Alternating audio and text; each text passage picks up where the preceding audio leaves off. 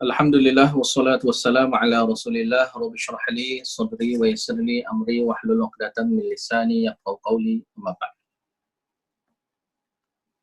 Sambungan ayat yang seterusnya, ayat yang ke-84.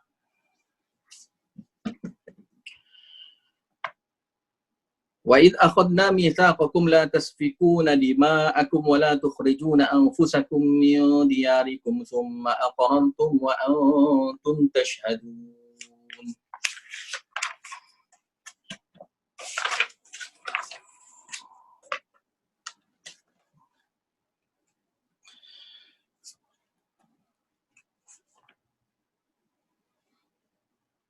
Dan sini juga sambungan yang tadi, kelemahan-kelemahan mereka lah. Wa id akhadna, dan ingatlah tak kala kami ambilnya mitsaqakum, perjanjian dengan pokok kamu, iaitu apa? La tasfikuna dima'akum, janganlah kamu menumpahkan darah di kalangan pokok kamu, sama-sama pokok kamu. Mana pokok kamu, pokok Yahudi ni jangan duduk saling bunuh-membunuh lah, maknanya gitu. Wala tukhrijuna anfusakum min diyarikum, jangan kamu keluarkan pokok kamu sendiri daripada kampung halaman pokok kamu sendiri. Summa aqrantum, kemudian kamu bersaksi akan perkara itu. Kamu ikrar situ mana kamu tetapkan mana ikrar akan perkara itu. Wa antum tashhadun, dan kamu semua bersaksi akan perkara itu. Itu mana ikrar tahap bersaksi. Ikrar bersaksi akan perkara itu.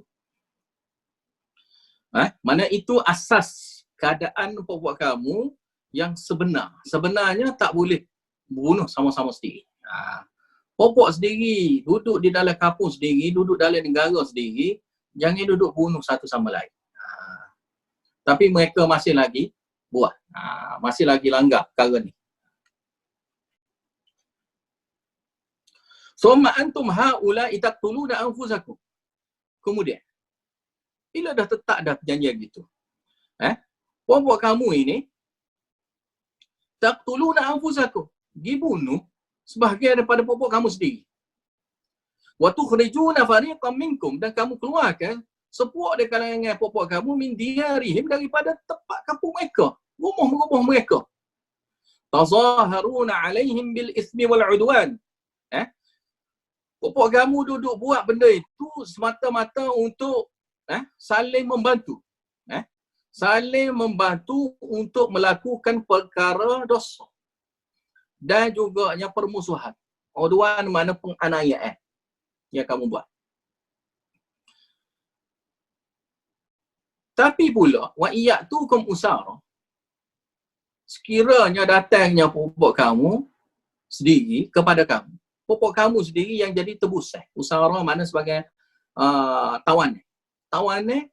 Tawanan pokok kamu juga, orang kampung kamu juga, orang negara kamu juga, sebagai tawanan, mari pada kamu untuk dibuat tebusan. Tufaduhum, pokok kamu saling bolehnya buat tebusan pula. Mana kalau kena tangkap pada musuh, dibuat tawanan, tiba-tiba nak ambil boleh, kena bayar pampas, kena bayar tebusan. Aku sanggup bayar tebusan itu. Wa huwa muharramun alaikum ikhrajuhum, padahalnya diharamkan ke atas kamu keluarkan mereka sebelum pada ni hukum asal memang ada dah, tidak boleh dirambat keluarnya pokok kamu sendiri. Bila dalam keadaan tertentu jadinya tawanan musuh, sanggup pula bergolak bergadainya nak tebusan itu. Tapi dalam perkara perambat juga setengah-setengah orang. Jadi ni kenapa ni? Yang tu amal, yang ni tak amal. Kenapa pula jadi gini?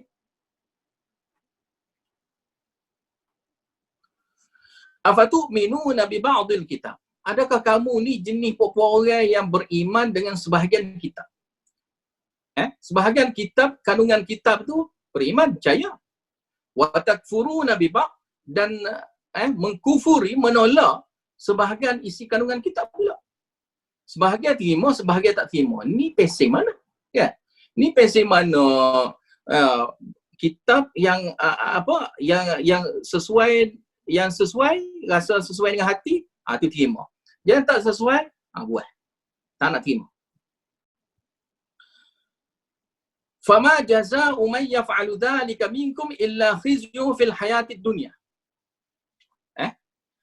Maka tidak ada balasannya orang yang melakukan perkara itu di kalangan pokok kamu illa khizyun, melainkan azab yang menghina. Fil hayati dunia, masa kehidupan dunia lagi Allah Ta'ala bagi azab yang menghina pokok kamu.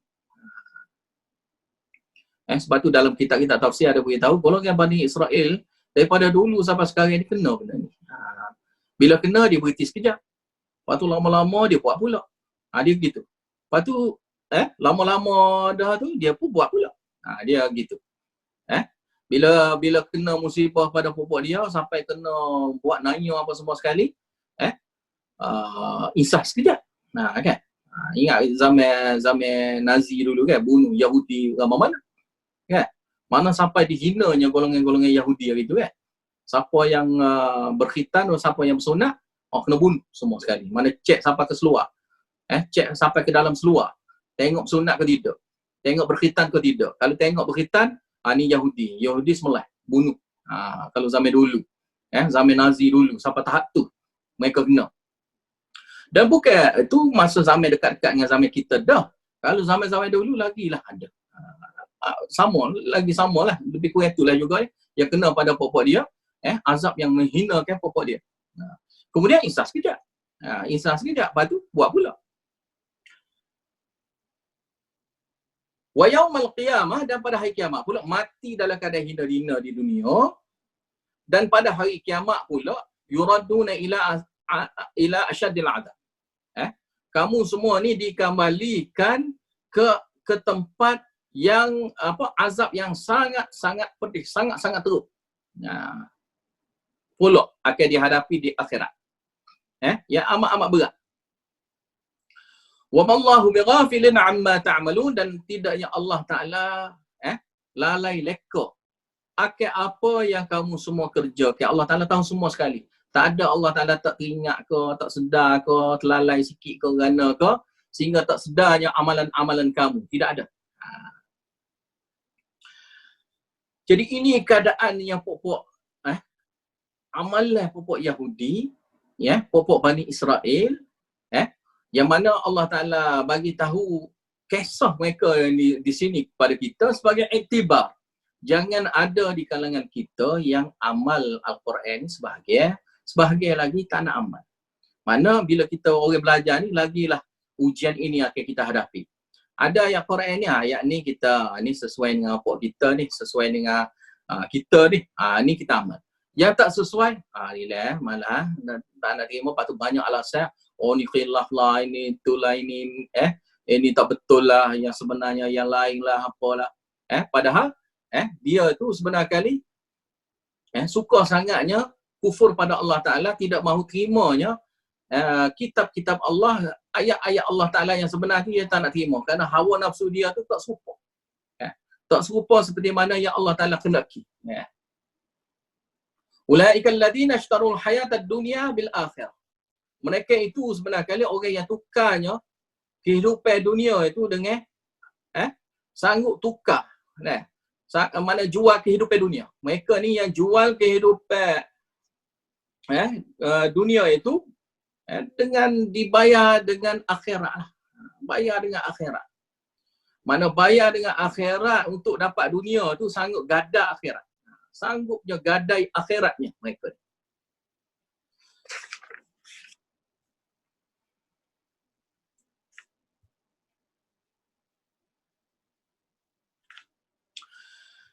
Fala yukhaffafu anhumul adab. Maka akibat kesudahannya tidak akan digengankan kepada merekanya azab. Wala hum yunsarun, dan tidak akan diberi pertolongannya pada mereka.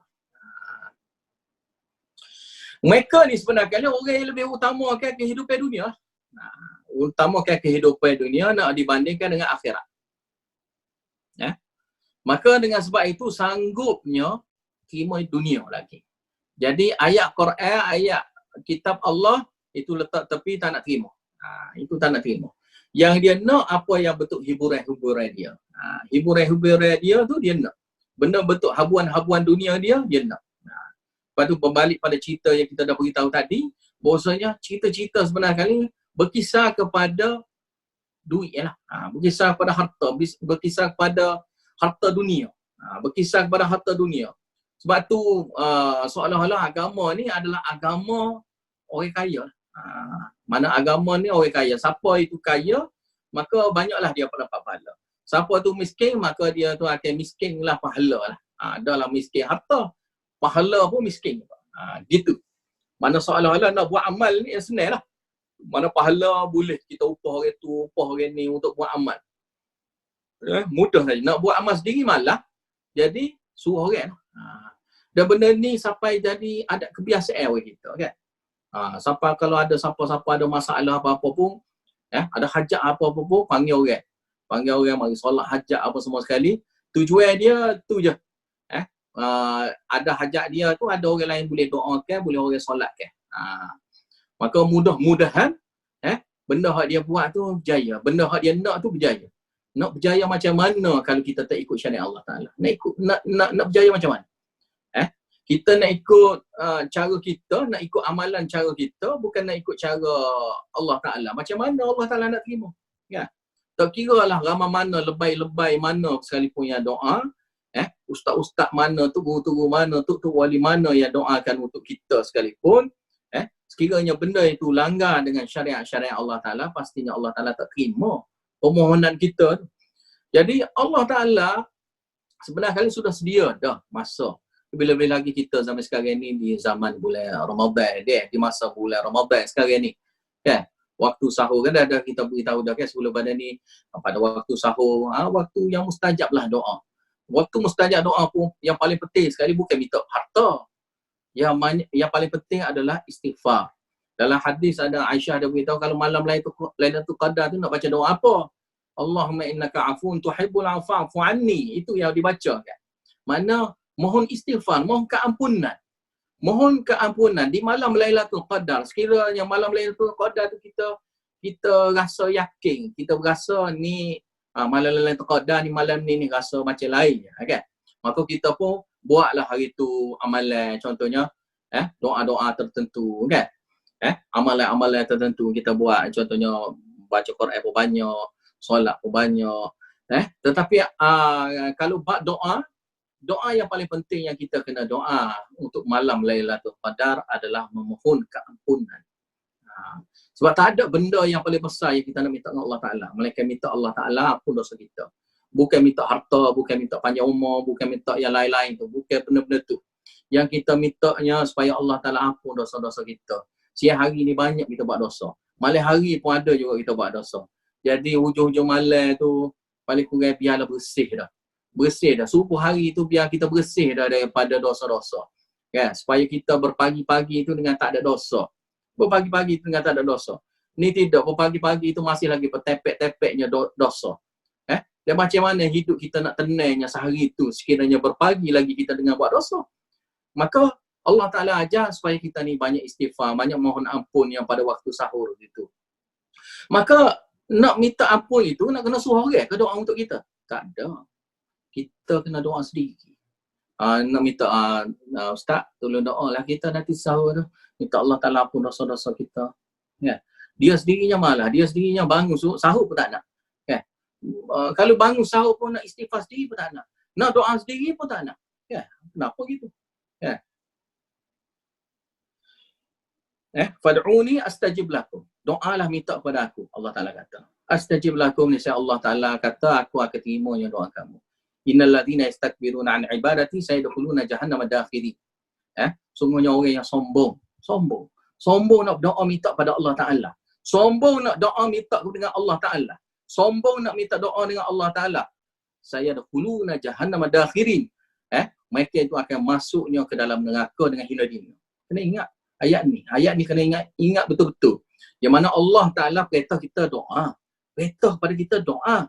Kemudian nak beritahu jangan kita sombong berdoa. Sombong berdoa ni mana tak nak buat. Kan? Kita dah baca kan sebelum pada ni saya dah baca dah hadis kan. Al-kibru batarul haq. Sombong ni sebenarnya kali tolak kebenaran. Kebenaran itu tolak. Batarul haq wa ghamtun nas, dan mempelekehkan orang ramai. Mempelekehkan orang. Jadi itulah sombong yang sebenar. Jadi sombong yang sebenar, yang hakiki sebenar adalah tolak kebenaran. Jadi Al-Quran suruh kita doa minta sendiri. Tiba-tiba kita pergi suruh orang lain. Suruh orang lain itu tak ada tujuan lain. Tujuan dia kerana kita malas nak buat sendiri.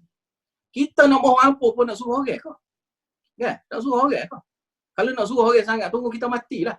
Sebab mati mesti ada orang doa lah. Allahumma gfirli, Allahumma gfirlahu warhamhu, kan? Bila mati. Kan? Takkan nak tunggu masa tu dulu. Kita nak orang minta doa untuk kita.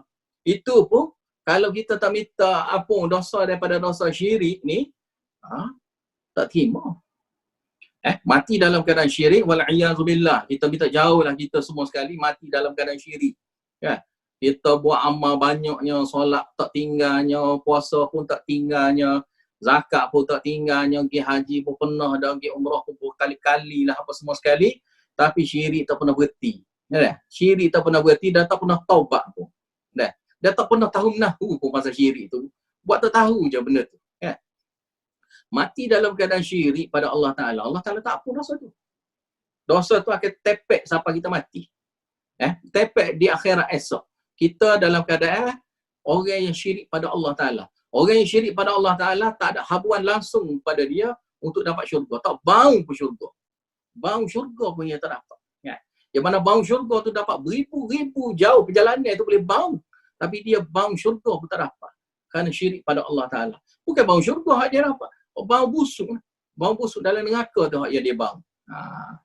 Jadi ni kena hati-hatilah. Benda-benda yang syirik-syirik ni kita kena halusi, kita kena ambil iktibar sungguh. Bila dalam sebut bab doa, kita kena mohon doa sendiri pada Allah Ta'ala. Malu apa nak minta doa kepada Allah Ta'ala? Malah apa? Kenapa kita jadi rasa malah? Kenapa kita jadi rasa sombong nak minta doa sendiri ni? Hebat setara mana kita? Kaya setara mana kita? Kita ni orang jenis macam mana? Hamba Allah Ta'ala jenis macam mana? Manusia jenis macam mana kita ni? Nak doa, nak minta sendiri malah. Suruh orang lain minta. Jadi minta orang-orang lain pun yang ada hajat-hajat dia sendiri. Kenapa kita nak suruh orang lain minta untuk hajat kita? Dan kalau kita minta sendiri, kita boleh minta dengan merayu pada Allah, dengan menangisnya, memang dengan perasaan sungguhnya kita minta, ya Allah, aku tak boleh ni benda ni, aku nak sungguh benda ni, dengan sedihnya kita mengadu pada Allah Ta'ala. Dengan perasaan kita boleh doa minta dengan Allah Ta'ala. Kalau orang lain, ya Allah, dia ni ada hajat ni, ya Allah, bagilah selesai hajat dia. Aku mohon pada-Mu, ya Allah, selesailah hajat dia. Gitulah lebih kurang.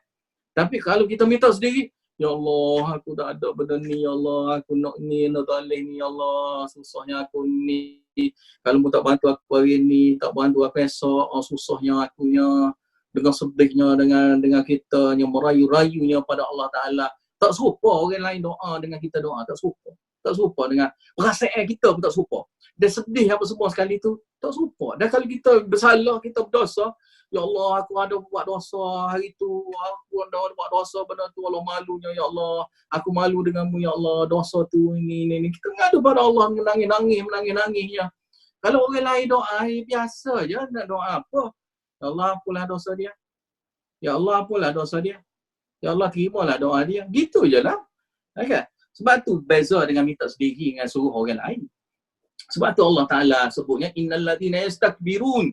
Sungguhnya orang yang sombong an ibadati, untuk buat ibadah pada aku ni dia sombong. Untuk berdoa minta pada aku ni dia sombong.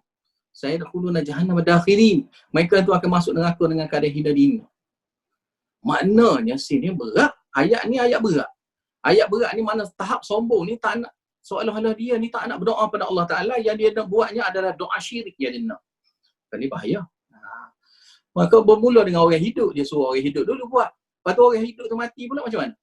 Maka dia pergi kubur. Dia pergi kubur orang yang mati tu pula. Dia pergi kubur orang yang mati. Ya Syekh, masa mu hidup dulu aku boleh minta dengan mu. Sekarang ni mu dah mati dah, aku pergi kubur mu ni. Maka dia kubur mu ni sekarang ni. Mu sekarang ni sudah duduk di alam lain dah. Maka cepat lagi lah mu boleh beritahu ajak-ajak aku ni. Kalau tidak pun betul selesai lah masalah-masalah aku ni. menangis-nangisnya dia, contohnya sampai menangis-nangisnya dia minta dengan syekh tu, syekh dalam kubur tu. Tetapi dia nak menangis-nangis, nak merayu-rayu dengan Allah Ta'ala ada. Maka ni manusia jenis apa? Makhluk jenis macam mana ni? Allah Ta'ala yang cipta kita, tiba-tiba kita pergi minta dengan orang lain. Allah Ta'ala yang cipta kita, tiba-tiba kita buat ibadah kepada orang lain. Ni apa pasal ni? Hamba jenis macam mana kita ni? Maka kena hati-hatilah benda-benda gini. Takutnya jadinya kita ni di kalangan orang yang seperti mana orang golongan Yahudi, kan? Kelemahan-kelemahan Yahudi ni kita kena buang semua sekali. Sebab amalan-amalan yang tak betul di kalangan Yahudi, golongan Bani Israel ini, kita kena buat iktibar sebagai panduan kepada kita. Benda ni sebagai sempadan, benda ni sebagai batasan kita. Jangan kita gilpah pada benda tu. Jangan ikut seperti mana benda yang pernah dilakukan oleh Bani Israel. Dan bila kita buat benda yang sama juga akan menimpa pada kita. Gitu. Habislah situ. Walaqad ataina Musal kitab wa qaffayna min ba'dihi bir-rusul. InsyaAllah ini kita sambung kemudian lah. Wallahu a'lam bisawab. Wa akhiru da'wana alhamdulillahi rabbil alamin. Wabillahi taufiq wal hidayah. Wassalamualaikum warahmatullahi wabarakatuh.